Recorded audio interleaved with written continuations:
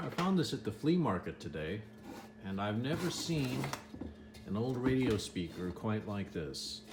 You know, you're familiar with old radio speakers. In the 1920s, they had these horn-style things that most of them had these long necks that went down to like a high impedance speaker driver sort of a thing, and provided for acoustic amplification. But this thing is, it's like it's got a regular speaker in there, and then it's got the flare on it. I can't make out the brand, but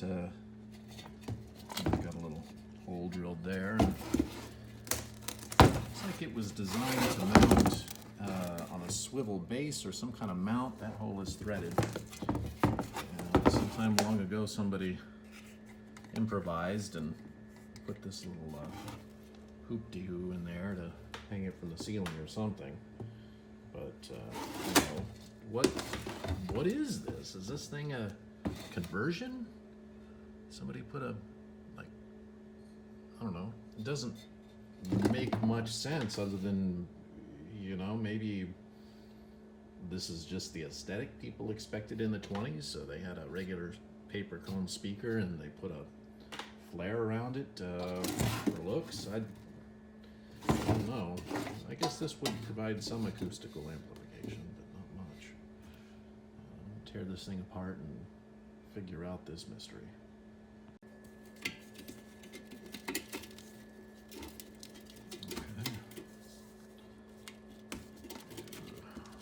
Forward to seeing what's in here.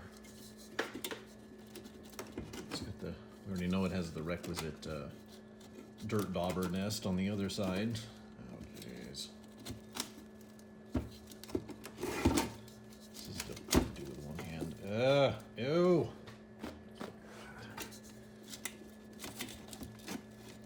Oh man. Oh, that's lovely.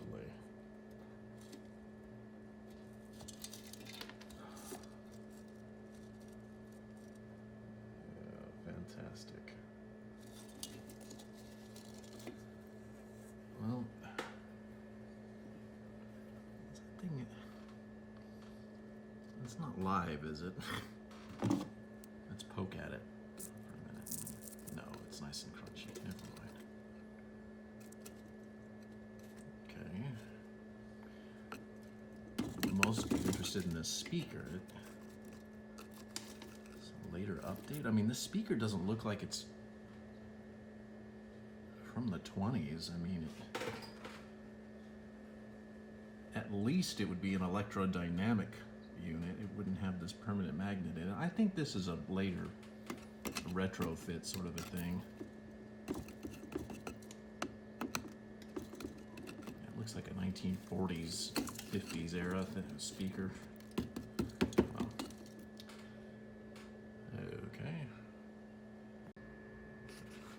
Okay, mud daubers are gone, but yeah, this is definitely a later speaker. This is, I'd say this is a 40s era speaker, but who knows when it was actually converted. It's a pretty good idea.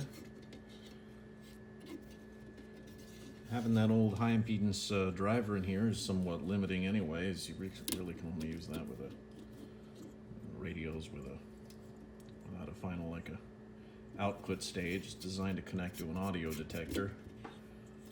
So this, you can attach it to pretty much anything. What does that say?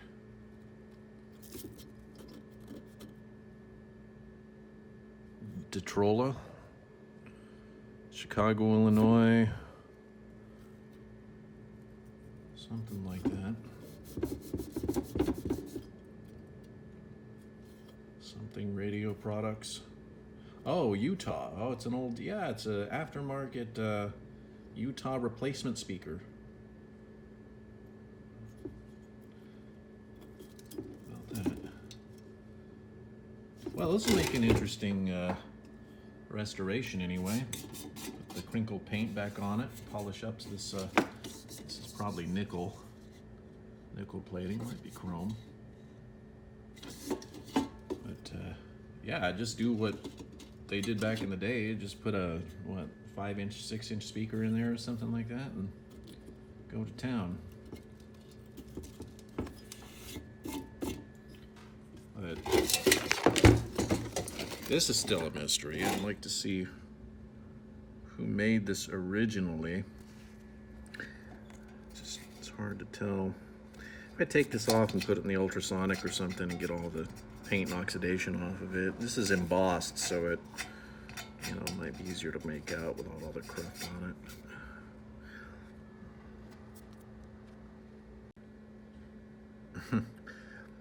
It actually shows up better on the camera than it does to the naked eye. And looking at it through the viewfinder, it looks like it's a model something Atwater Kent speaker, and they were a major manufacturer of horn speakers back in the day, especially the 20s.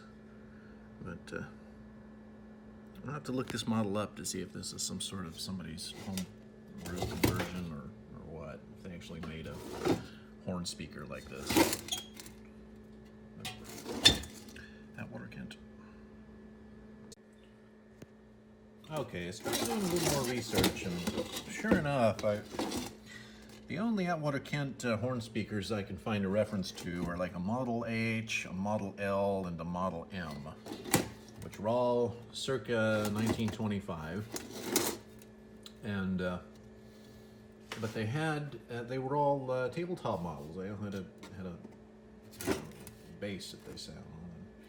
So this is definitely this is interesting. This is definitely somebody's homebrew amalgamation of just like stuff, and you can see that here. Look how this was put together.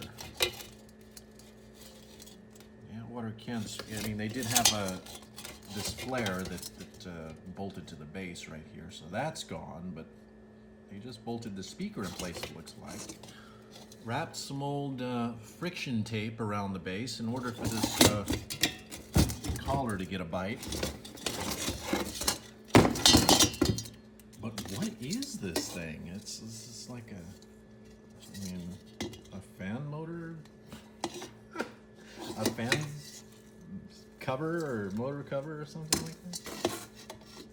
Jeez. Yeah, I do not have ever had anything attached to it as a speaker. It might have just always been intended by the person who put this together, just to hang from a rafter or something. How about that?